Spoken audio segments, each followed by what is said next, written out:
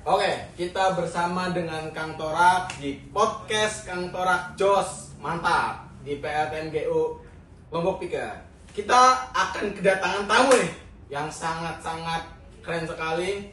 Panutan kita semua pastinya. Ilmu-ilmu ini pastinya banyak yang dituangkan di podcast ini. Pastinya kita tonton langsung bersama Mas Ariel dari Unram ya. Selamat datang Mas Ariel. Yo, makasih Mas. Selamat datang di podcast Kang Torak. Ini pesan pertama nih, langsung pesan pertama di podcast Kang Torak ini. Gimana, Saril? Ya, yang pastinya bahagia karena diundang di dalam podcast yang memang sangat berdedikasi dan sangat selangkah inilah bisa kita bilang, apalagi ini adalah satu kebanggaan saya sebagai mahasiswa di sini, mahasiswa Unram ya. Nah, karena kan jarang-jarang ketemu sama Mahasiswa ITS? Ya, mahasiswa ITS.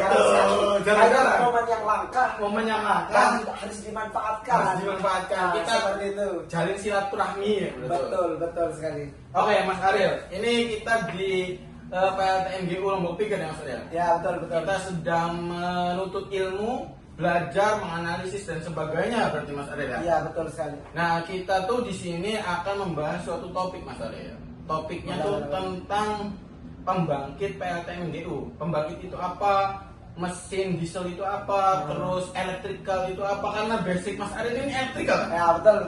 Dan saya juga sebagai mechanical engineering atau ini Mas Ariel itu electrical engineering ya. Kita berkolaborasi untuk membuat sistem pembangkit itu semakin dos lagi, semakin top lagi. Kita langsung saja ke materi pertama Mas Ariel. Ya, boleh. Elektrikal di pembangkit itu fungsinya apa Mas Ariel?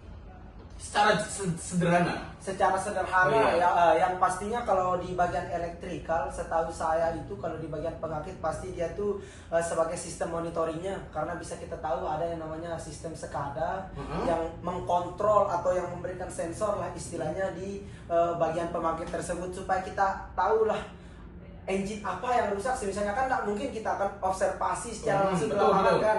Nah, mengecek ini rusak, tapi kan lebih simpelnya karena sekarang mungkin ada yang namanya sistem PLC, mungkin program logic control. Program Logic control. logic control teman-teman. Yes. Boleh dijelaskan program logic control itu apa ya Mas Ariel? Nah, jadinya PLC itu kayak semacam sistem yang menggunakan suatu sensor yang dimana kita tuh langsung tahu lah. Misalnya kita pasang kabelnya di mana? Terus dilihat, oh ini yang rusak, ini data yang kita diberikan. Berarti di monitor di pembangkit itu pasti ada. Betul. Berarti sensor dari kerusakan atau sensor apa itu langsung terkonek ke monitor bagian operator berarti. Ya, betul. Berarti secara sederhana berarti Mas Ariel itu tugasnya ntar kalau ibaratnya masuk pembangkit itu controlling sensor-sensor yang bermasalah atau sensor-sensor yang akan di maintenance itu setiap bulannya atau setiap tahunnya Mas Ariel. Kalau sistem controlling itu maintenance seberapa? Kalau sistem ya pastilah tetap kita akan kontrol, entah itu setiap bulan, pengecekan setiap hari. Tetapi ketika memang akan ada maintenance, nah di situ kita kita ganti supaya menjadi lebih baik lagi. Ketika maintenance kan sebuah perbaikan. Betul. Sebuah perbaikan. Nah terus untuk hal tersebut biasanya ya jarang-jarang sih dia trouble-nya karena memang kan memiliki sistem proteksi juga di sana yang menjaga ya. Berarti secara sederhananya dalam sensor itu ada sistem proteksinya juga. Iya, pasti. Kalau ibaratnya nih ketika suatu sensor itu terkena error troubleshoot gitu, itu gimana penanganannya? Atau langsung ke lokal atau ke mesinnya langsung, atau kita cuman controlling aja dulu, kemudian bagian mechanical yang lain yang mengantisipasi atau memperbaiki, gimana sistemnya Mas Ariel? Prosedur dari perbaikannya secara elektrikal. Ya, yang pastinya kan kita lihat dulu dia di sensor mana terjadinya trouble atau apa tersebut. Karena kan memang sistem ini tuh banyak dia kayak bagian-bagiannya. Ada sistem RTH yang remote langsung kontrol ke monitor dan juga yang lain-lain kan. Jadinya itulah enaknya kita menggunakan yang SCADA atau PLC karena kita langsung tahu di sana Misalnya ada bagian yang rusak di sana, kita langsung diberitahu di monitor, itu yang akan kita perbaiki. Oh, sekecil itu juga sudah langsung Sekecil tahu. itu ya, karena sensor yang kita pasang di setiap itu tuh pasti akan berpengaruh sekali untuk kita melihat apa yang akan terjadi. Oh, Seperti berarti itu. sensor canggih berarti ya, Betul. di pembangkit terutama di PLTN teman-teman. Yang pastinya. Lanjut ke bagian K3, prosedur apa yang ditangani untuk terjadi kecelakaan di elektrikal gitu Mas Arya? Ya, yang pastinya kalau kita di bagian monitor, kalau tidak salah pengetahuan saya, oke, mungkin di bagian CCR kita ambil contohnya kan. Di CCR oke. Di CCR. Boleh jelaskan apa itu CCR teman-teman? Nah, yang CCR adalah kalau di PLTM GU Lombok Piker ini adalah Central Control Room. Nah, ya betul sekali. Jadi Central Control Room. Central Control Room berarti tempat monitor-monitor mengontrol. Betul, yang sesuai dengan pembahasan kita tadi, yang betul. sekada, terus apa kita melihat berapa daya yang dihasilkan di pembangkit ini. Berarti sensor panas, sensor tekanan, ya, itu betul. udah dimonitor semua. Udah dimonitor semua. Canggih sekali Mas Adam. Kemudian tadi yang saya tanyakan itu K3-nya. Ya, K3-nya kan. Nah, K3-nya di sana yang paling berbahaya, kayak kita mas sebenarnya berbahaya kita di sini. Berbahaya. Kenapa bisa dibilang berbahaya Mas? Gimana tuh? Karena duduk adalah suatu masalah sebenarnya yang kita tidak diketahui dan harus menjaga K3-nya. Itu sepengetahuan saya terkait K3. Nah, itu yang pertama. Bahaya karena kan kita nggak tahu apakah yang di atas ini dia akan jatuh ke kita, struktur bebannya gitu kan, kita takutnya di kursi ini kropos dan sebagainya, harus diwaspadai. Betul. Itu adalah contoh ketiga yang krusial lah bisa kita bilang yang harus kita waspadai. Itu kan hal yang sederhananya. Kalau disangkut pautkan dalam pembangkit segede ini kan, pembangkit kan, apalagi coba kita lihat berapa mega, 130 sampai 150 sampai 150 megawatt teman-teman. Ini di Lombok paling top power lah ibaratnya. Untuk K3-nya penanganannya gimana Mas Ariel? Untuk dari kan tadi kan sistem sederhananya. Ini sistem korelasi ke pembangkitnya gimana tuh? Untuk bagian elektrikal Mas Ariel? Ya, yang pastinya paling penting APD kan. APD betul. Alat pelindung diri kita. Jadinya isi Mas Adil. Kalau ibaratnya APD untuk elektrikal itu gimana Mas Adil? Pasti kacamata yang pertama. Kacamata. Helm. Terus sarung tangan. Sarung tangan paling penting, sepatu safety. Terus dan juga rompi untuk melindungi diri kita. Apakah butuh wear Pak? Mas Adil? Butuh wear. Ternyata sangat-sangat krusial. Takutnya terjadinya apa-apa gitu teman-teman. Mengantisipasinya tuh dengan cara ke kita terlebih dahulu, jangan ke orang lain, tapi kita terlebih dahulu untuk mengantisipasi terjadinya sesuatu kecelakaan. Baru ketika kita sudah beres atau sudah baik, baru kita mengkoreksi teman-teman yang lain. Kita juga bisa dikoreksi dari teman-teman. Oh ini sepatunya salah. Oh ini topinya miring atau bagaimana, kita bisa dikoreksi ya Mas Ariel. Betul sekali. Setelah K3 Mas Ariel, berarti itu kan elektrikal, terus masuk ke control room ya. Control room. Nah, di control room terutama yang paling krusial itu di bagian mana Mas? Yang paling krusial ya di bagian monitornya sih. Monitornya. Kalau monitor berarti yang paling krusial di engine. Ya, di engine. Boleh dijelaskan sensor apa yang digunakan pada engine? Boleh disebutkan?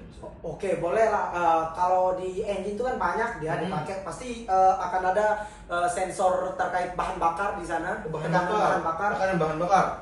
Kecepatan teman-teman.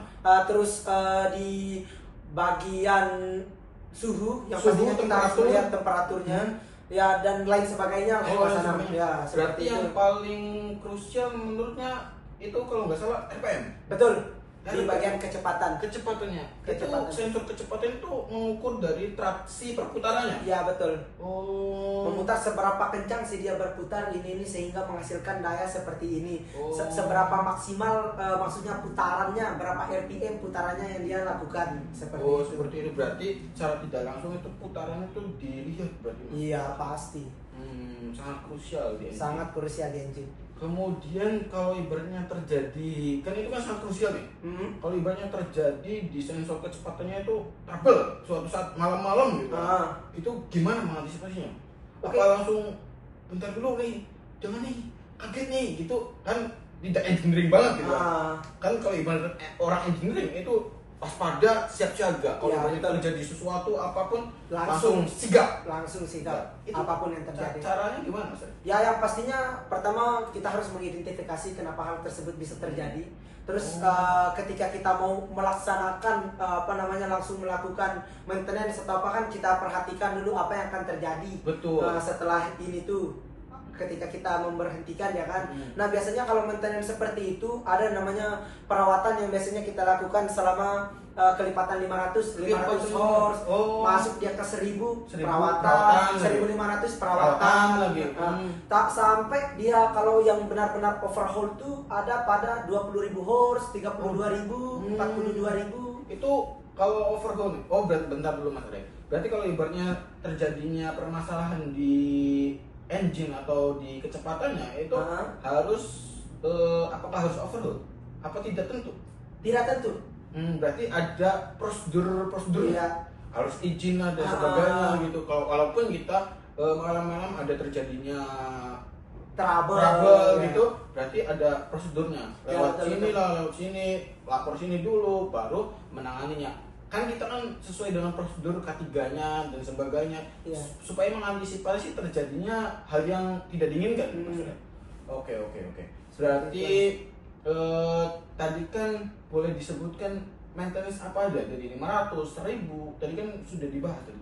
Apa aja boleh jelaskan? Dari 500 sampai overhaul gitu, gimana? Ya, itu kan semacam perawatan yang dilakukan secara berkala karena pasti dia tuh nggak mungkin kita ganti oli engine misalnya langsung kita dia ganti ya bagian elektrikalnya kan seperti apa. Pasti perawatan seperti itu supaya apa? Supaya hal-hal yang kita tidak inginkan kayak trouble tiba-tiba tengah malam nih, walaupun kita sudah siap-siaga kan tidak terjadi seperti itu. Betul. Nah, mungkin seperti itulah. Berarti 500, 1000, 1500, intinya yang paling gede. Yang paling gede sekarang sepengetahuan saya yang saya pergi ke CCR tuh sekitar 42.000 horse. 42.000 horse, teman-teman. Berarti pembangkitnya ini lama juga. Lumayan lama. Sekalinya overhaul itu langsung bongkar berarti. Iya, langsung bongkar. Penggantian part, terus sensor juga diganti. Ya pastilah di sana penggantian oli yang paling, karena oli kan penting lah. Walaupun itu masih baru kelihatannya Mas Arif. Iya. Harus diganti. Harus diganti ketika dia memang udah sampai waktunya overhaulnya. Betul. Ini Mas Arif. Saya dapat info dari teman saya Mas Arif. Ini Mas Arif ini mencalonkan Kahima. Apa ya Mas Arif? Kahima apa nih? Boleh Kahim bisa lah. Kahim. Kalau di kita Kahima ya. Ini katanya baru-baru mencalonkan, baru-baru tembus atau baru-baru lolos jadi Kahima. Baru berapa hari nih pemilihannya? Gimana? Suasana situasi di kampus tuh bagaimana nih? Oke, baik. Terima kasih kalau kita ngebahas terkait masalah itu, masalahnya. Baik. Karena mungkin ibaratnya bayi yang baru lahir. Betul. Yang masih fresh. Betul. Dan bisa kita hitung lah jam 2. Jam 4. Sekarang jam berapa nih kira-kira nih? Ada jamnya? Jam 2.47. Ya, sekitar 12 jam lebih. 12 jam lebih lah. Baru. Semalam, teman-teman. Ini fresh banget, udah jadi, teman-teman. Alhamdulillah atas izin Allah dan berkat-berkat pendukung dan sebagainya itu alhamdulillah memegang kewajiban yang sangat berat termasuk itu perasaannya gimana? Walaupun memegang kan berat kan Mas. Iya, karena kan memang ketika kita ingin mencoba sesuatu atau mengambil tanggung jawab yang lebih besar, apapun risiko yang akan kita hadapi, selalu kita hadapi. Maksudnya jangan pernah takut dengan masalah yang ada, karena seorang pemimpin menurut saya ini adalah bukan orang yang tenang, tapi orang yang selalu panik untuk kedepannya. Betul. Panik dalam hal untuk menjadi lebih baik, bukan panik untuk overthinking. Bukan yang masalah gitu. Berarti apa tuh? Berarti panik dalam artian itu mengantisipasi seperti di engine juga tadi tuh Ya, betul. mengantisipasi ya. Mengantisipasi. Nah, itu juga walaupun engine itu berputar terus, tapi kita juga panik. Kenapa? Takutnya terjadinya sesuatu, Apa-apa, ya, betul. trouble tiba-tiba. Itu dikorelasikan dengan organisasi mahasiswa mesin atau mahasiswa elektro. Ya. Jadi sama, kita tuh namanya juga engineering seperti itu, teman-teman. Pasti. Nah, untuk pencalonan tadi mana? Pencalonannya Gimana? udah dari hari Sabtu. Hari Sabtu. Ya, dari hari Sabtu pencalonannya. Pencalonnya hari Sabtu, berarti 3 hari. Ya, 2 hari lah bisa 2 hari dikatakan. Hari Sabtu malam Minggu. Oh, Sabtu malam minggu dari hari Sabtu sore kalau tidak salah baru kita melakukan di sana kan, karena kita memiliki beberapa mekanisme yang bisa kita bilang. Iya, betul pastinya. Mencalonkan diri contohnya, terus dicalonkan. Terus ketika memang tidak ada, setelah itu baru ke penyampaian visi misi kita. Setelah itu tanya jawab yang memang tidak ada batas di sana. Betul. Dan kalau saya hitung total pertanyaan yang saya jawab sekitar 30 pertanyaan pokok. 30 pertanyaan pokok Ditambah dengan pertanyaan yang selalu ditanggapi. Misalnya gini, Ya, satu pertanyaan kan, satu pertanyaan terus ditanggapi dia maksimal 2 kali ditanggapi dari jawaban yang kita berikan di satu pertanyaan tersebut.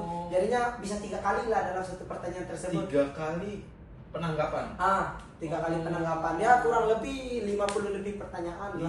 50 lebih pertanyaan itu pentingnya tuh pemilihannya sangat keras, teman-teman. Seperti contohnya di engine lagi, teman-teman. Kita saling korelasi antara organisasi yang dipelajari di mahasiswa dengan implementasi di dunia kerja juga sangat-sangat berkorelasi. Contohnya, bagian-bagian part itu harus dipilih sedemikian rupanya supaya engine itu terjaga, terus mekanisme itu powerful. Ya, betul. Itu juga saling berkorelasi. Contohnya Mas Arin ini berapa lawannya? 2. Apanya? Lawan-lawan berdua. Ini contohnya engine, antara engine sama-sama bagus nih, tapi yang dipilih salah satu. Menurut para engineeringnya, yang lain-lainnya, itu Mas Aril yang terpilih menjadi power dari engine tersebut untuk menggerakkan mahasiswa elektronya seperti itu, teman-teman. Nah, makanya kita juga harus belajar dengan Mas Aril ini seperti itu. Nah, kalau ibaratnya visi misinya untuk anak elektro kedepannya tuh gimana tuh? Yang pastinya menjadi lebih baik karena setiap kepengurusan pasti ada evaluasi. Betul, pasti. Jangan sampai kita melakukan hal yang sama atau masuk ke dalam lubang yang sama. Itu mungkin harapan yang paling besar. Betul.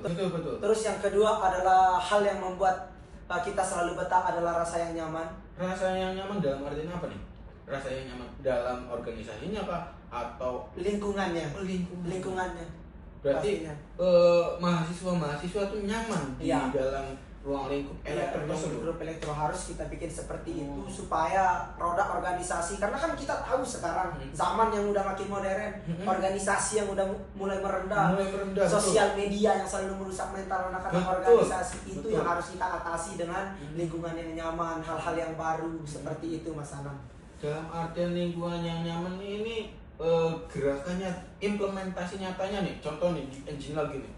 Kalau ibaratnya suatu gerakan dalam mesin, poros engkolnya itu kan ada sistem geraknya, naik turun dan sebagainya. Betul. Itu bagaimana Mas Aril ini untuk menggerakkan mahasiswa elektronya? Sistemnya kayak gimana? Apakah dari sistem lama dirubah Mas Aril atau melanjutkan sistem lama kemudian diperbaiki? Ya. Gimana tuh Mas Aril? Ya pastinya kan jangan sampai kita melakukan hal yang sama yang seperti monoton seperti itu kan. Tapi kalau yang lama yang baik kita perbaiki dan terus kita tindak lanjuti. Kalau yang buruk ya ketika memang mau diperbaiki lagi ya silahkan. Tapi kan kalau kita ambil dulu yang baiknya dulu nih, yang baiknya baru kita jalankan. Kalau yang buruknya kita pertimbangkan lagi pastinya. dan kita akan perbaiki semisalnya akan kita laksanakan lagi. Berarti kalau ibaratnya dilanjutkan berarti ada perbaikan.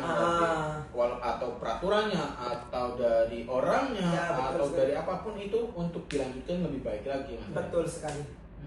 Mantap juga, Mas Arya.